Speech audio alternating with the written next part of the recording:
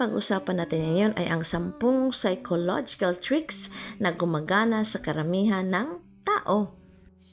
Una, purihin ang mga mata ng isang tao kapag nagkikita kayo. Madalas nitong napapatagal ang pagtitig nila sa iyo.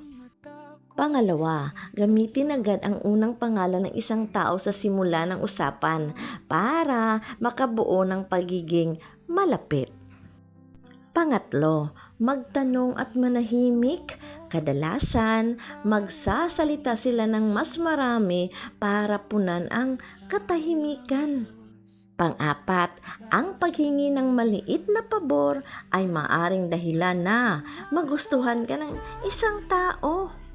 Panglima, ang pag-upo ng hindi gumagalaw sa loob ng 15 minuto ay maaring magdulot ng antok.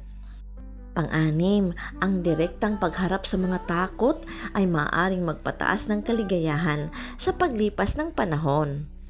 Pang-pito, ang pagngiti kahit hindi mo feel ay maaaring malinlang ang utak para gumaan ang mood mo.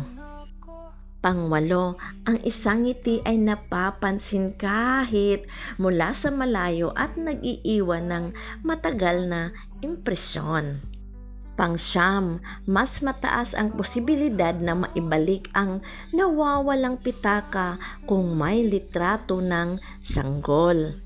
Pang-sampo, mas natatandaan ng tao ang 90% ng kanilang ginagawa, 50% ng kanilang nakikita at 10% ng kanilang naririnig.